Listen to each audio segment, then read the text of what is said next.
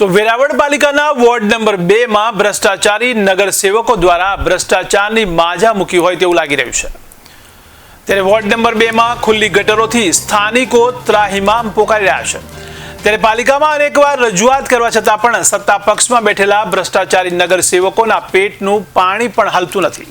ત્યારે ward number 2 ના નગરસેવક ખુદ કહી રહ્યા છે કે પાલિકામાં મોટા પાયે ભ્રષ્ટાચાર થઈ રહ્યો છે।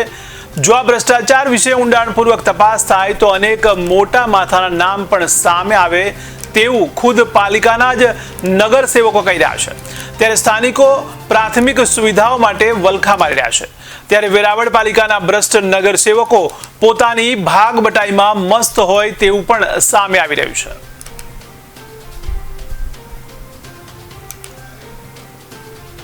આજે આપણે ગીર સોમનાથ જિલ્લાની વેરાવળ પાટણ સંયુક્ત નગરપાલિકા જે સોમનાથની નજીક આવેલ વિસ્તાર વોર્ડ નંબર 2 આવેલો છે એમાં આવેલા છે। આજે જોઈએ તો સોમનાથની નજીકમાં જે યાત્રા સ્થળ છે સોમનાથ એની નજીકનો જ વિસ્તાર છે। એ વિસ્તારની અંદર જોઈએ તો આપણે ખુલ્લી ગટરો કે જેવી કેવી છે કે જ્યાં કચરો ભરેલો છે તેમજ ભૂગર્ભ ગટર હોવા છતાંય ભૂગર્ભ ગટર ચાલુ થયેલ નથી અને આ ગટરનું પાણી સોમનાથ સરોવરની અંદર જાય છે। તો આપણે આ સ્થાનિકોને પ્રશ્ન પૂછશું કે શું કહે છે આ બાબતે। અહીંયા ગટર ખુલ્લી પહેલા ગટર ઢાકેલી હતી એટલે પાપડા ઢાકેલા હતા એટલે પાપડા બધી હટાવી લે જીસીબી આવે જીસીબી પાપડા બધી તોડી નાખે છે અને ગંદકી બહુ જ થાય છે। અમારે ગંદકી અમારા બચ્ચા સુઈ નથી શકતા બચ્ચા બીમાર પડે છે એટલા મચ્છર બારીઓ દરવાજા બધી ઉનાળાના પેક રાખવા પડે છે અને બચ્ચા બીમાર પડે દવાખાને લઈ જવા પડે બહુ જ ગંદકી વાળો છે। અહીંયા પાણી બહુ જ ભરાય છે પહેલા તો ચોમાસાનું હતું અત્યારે તો 12 માસ પાણી ભરાય છે અને અમે નગરપાલિકામાં ફરિયાદ કરીએ છીએ તો કોઈ ધ્યાન નથી આપતું। અહીંના કાઉન્સિલરો શું કહે છે? અહીંયા કોઈ જાણે જ કોઈ જવાબ જ નથી આપતા કોઈ સાફ કરવા નથી આવતું પૂરું ને અહીંયા એટલું પાણી ભરાય છે બહુ જ પાણી અમારે અહીંયા ગેટ લગી પાણી આવી જાય છે ને કચરો બહુ જ ભરાય છે ને ગંદકી થાય એવી બાસ આવે ઘરમાં કે અમારીથી રહેવાતું નથી। ભૂગર્ભ ગટર તો અહીંયા છે પણ ચાલુ કરાવી જ નથી ભૂગર્ભ ગટર કોઈ સાફ કરવા નથી આવતું। આપણે એક બીજા રહીશને પૂછશું અહીંના શું કહેશો સાહેબ? આ પેલા ઓજી વિસ્તાર હતું ને જેટલી બી ગટર છે પેલા કવર હતી પણ જેસીબી લઈને આવે છે સાફ કરવા માટે ઉપરના પાપરા હટાવી દે છે વારંવાર ને તોડી નાખે છે। અમે કાઉન્સિલરોને રજૂઆત કરીએ છીએ કેટલી વાર રજૂઆત કરી છે પણ કોઈ કાઉન્સિલર ધ્યાન આપતું નથી। આવે છે 1-2 કાઉન્સિલરો આવે છે દેખીને વહી જાય છે ને આખા નગરપાલિકાનું પાણી અહીંથી પ્રસાર થાય છે। આ પાણી ક્યાં જાય છે? ક્યાં? જે સોમનાથ સરોવર આપણે તલાવ જે છે ને તલાવ કહેવાય છે પાટણનો જે એની અંદર આખું પાણી જાય છે આખા ગામનું પાણી આ ગટરમાંથી જ જાય છે। આ હોટલો વાળા જે પાણી ઠલવે છે એ પાણી ક્યાં જાય? એ પાણી સોમનાથ સરોવરમાં જ જાય છે। સોમનાથ સરોવરમાં જાય છે। આપણે હવે અહીંના કાઉન્સિલર જે છે કાઉન્સિલરને પૂછો શું કહે છે કાઉન્સિલર? નમસ્કાર, હું 2 નંબર વોર્ડનો કાઉન્સિલર સલીમભાઈ પંજા। લોકો ઘણી બધી યાતના લઈને મારી સાથે ચર્ચા કરે છે ને આવે છે ને હું પણ નગરપાલિકામાં અવારનવાર રજૂઆત કરું છું। આજની પોઝિશન એવી છે કે પહેલા ઓજી વિસ્તારમાં હતો 2013 પછી નગરપાલિકામાં આવ્યો। નગરપાલિકામાં આવવાથી શું છે જેટલું પાણી પહેલા સોમનાથના દરિયામાં જતો હતો એ સોમનાથ મંદિરના દરિયામાં એ બરોબર યોગ્ય છે કે ભાઈ યાત્રાળુ આવે એટલે ત્યાં એને ગંદકી થતી હતી તો એને ડાયવર્સ કરીને ડાયરેક્ટ અહીંયા આપણે આ ગટરમાં પાણી નાખી દીધું ગામતરનો જૂના ગામતરનો બધો પાણી આપણે ઓજી વિસ્તારમાં નાખી ને ચાલવી દીધો। એ પાણી ડાયરેક્ટ આપણે સોમનાથ સરોવરમાં જાય છે બરોબર પણ આપણે એનાથી બી કઈ વાંધો નથી પણ લોકોની સમસ્યા શું છે અમે અવારનવાર કહે છે સમસ્યા એ છે કે દર વખતે આ ગટર ભરાઈ જાય છે ઓપન ગટર છે સાફ કરે છે પાપડા ઢાકેલા હોય તોડી નાખે છે પોતે શૌચ ખર્ચે પોતે બનાવે છે એ પણ પાઇપો કાઢીને તોડી નાખે છે। મેં અવારનવાર આગળ બી રજૂઆત કરી છે સીઓ સાહેબને આજે બી હું પોતે રજૂઆત કરી કલેક્ટર સાહેબ જાડેજા સાહેબને પોતેની બી રૂબરૂ મળીને રજૂઆત કરી આ ગટર બારામાં કે ભાઈ આ ગટર તમે બોક્સ ગટર બનાવો અથવા પાઇપ નાખીને ઢાંકો કેમ કે એમાં ઘણા બધી અકસ્માત બી થઈ જવાનો સંભવ છે। આવનારા દિવસોમાં જો ચોમાસું થશે આ વખત તો સાવ ઓપન ગટર છે આ લોકોની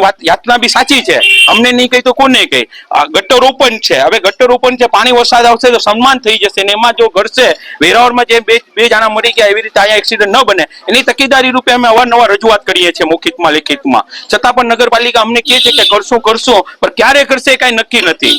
તો આ લોકો અમારી આગળ ફરિયાદ કરે અમને બદનામ કરે એનું કારણ બી સાચું છે કે અમે બી શું કરીએ આગળ અમે રજૂઆત કરીએ છતાં પણ અમારું કામ કરતા નથી। પછી આ જો કામ નહીં થાય તો મારે છેલ્લે અમારા આ 2 નંબર વોર્ડના વિસ્તારવાળાને ચોખ્ખો કહી દેવું પડશે કે કમાનની ત્યાંથી ગામતરનો પાણી આવે ત્યાં ટ્રેક્ટર ઠાલવી અને આ પાણી બંધ કરી દેવામાં આવશે। એનું કારણ છે કે આ પાણી ગામતરનો છે 2-3 નંબરનો છે ને એનો યાતના આ લોકો શું કામે ભોગવે ભાઈ? એ પણ વાત સાચી જ છે.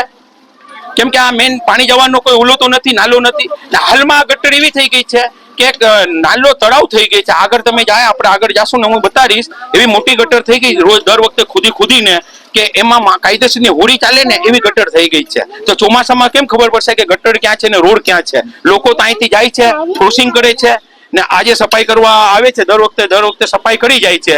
તો નાની ગટર છે જેસીબી થી મોટી કરી નાખે છે. ને બોક્સ ગટર હોય તો વ્યવસ્થિત સાફ બી થાય, વ્યવસ્થિત ઢાંકેલી હતી અને તોડી નાખી. અમારી માંગ છે અને લોકોની બી માંગ છે ફરીથી ગટર ઢાંકવામાં આવે. ને જો ઢાંકવામાં નહીં આવે તો આગળના દિવસોની અંદર ઉગ્ર આંદોલન કરવામાં આવશે અને લોકોને સાથે રાખીને અમે કાઉન્સિલર સાથે આવશું. એનું કારણ છે કે અવારનવાર ચૂંટણી આવશે, અમારે કાટલા પકડશે, કોઈ અમે મત નહીં માંગી શકીએ. આવી પરિસ્થિતિ નગરપાલિકાએ કરી દીધી છે. હવે બીજું સલીમભાઈ તમને પૂછીએ તો એક વસ્તુ કે જે ગટરો છે સફાઈના તો કરોડો રૂપિયા સરકારમાંથી ગ્રાન્ટો આવે છે, તો એ ગ્રાન્ટનો કઈ અહીંયા ઉપયોગ નથી થતો? અરે ન થતો એ સવાલ સૌથી મોટી તો એ વાત છે કે આ ભૂગર્ભ ગટર આજ 2013 બની ગઈ છે, છતાં પણ હજી ચાલુ કરવામાં આવી નથી. એના જે કુવા ખોદી નાખ્યા છે, આપણે એમાં મોટરું નાખી દીધી છે, સબસ્ટેશન આવી ગયા છે, નગરપાલિકા બિલ ભરવાનો કહે છે, છતાં પણ આ જીઓડીસી વાળા કઈ કરતા નથી.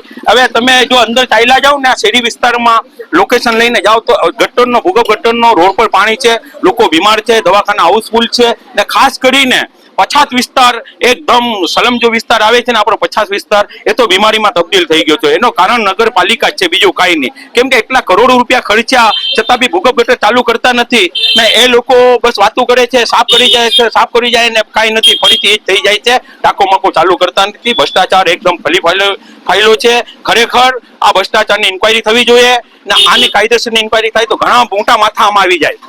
આપણે સલીમભાઈ આ વિસ્તારમાં પ્રભાસ પાટણ પ્રમુખ તમારા છે? પ્રમુખ અમારા છે. હા, પ્રમુખ તમારા નગરપાલિકાના છે, તો એને તમે રજૂઆતો કરેલી છે? હા, રજૂઆત કરી, રૂબરૂ આવ્યા હતા અને એ લોકો જે પ્રમુખ સાહેબના નીચા હેઠળ જે પાણી વધારે ભરાઈ ગયું હતું ને, તો પ્રમુખ સાહેબને બી ખબર છે આ ગટરની ત્યાં એક વરસાદ, એક કુદરતી 13-14 વર્ષે વરસાદ આવી જાય છે પાણી, એવી રીતે પાણી આવી ગયો હતો. તો પાણી આવ્યું તો આખો સોસાયટી જે સોમનાથ આજુબાજુમાં સોસાયટી છે હિરણ નદી સુધી, એ પાણી બધી અહીંથી સોમનાથ સરોવરમાં જાય છે. એ પાણી આવી ગયું એટલે કલેક્ટર સાહેબ આપણા તકતા હમણાં જે હાજર કલેક્ટર જાડેજા સાહેબ છે એ જેસીબી પછી આપણે હિતાચીના મશીન લઈને ટોટલ ગટર ઓપન કરી નાખી. ઢાકેલી ગટર બી પાણી નિકાલ માટે યોગ્ય છે કે કરવી પડે, પણ કલેક્ટર સાહેબે આદેશ કર્યો. મારે રૂબરૂ સીઓ સાહેબને ફોન કરી ને કીધું ભાઈ આ ગટરનો શું થયું, પણ સવાલ એ છે કે ક્યારે થશે, કે છે બધા પણ થશે ક્યારે એ નક્કી નથી.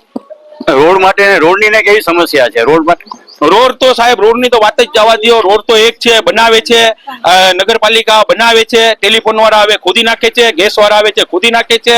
એ લોકોને પછી ત્યાં જ આવે છે કે અમારે એમાં પાઇપ નાખવી છે. પેલા રોડ બને, પછી લાઇટ વાળા જાગે, જીબી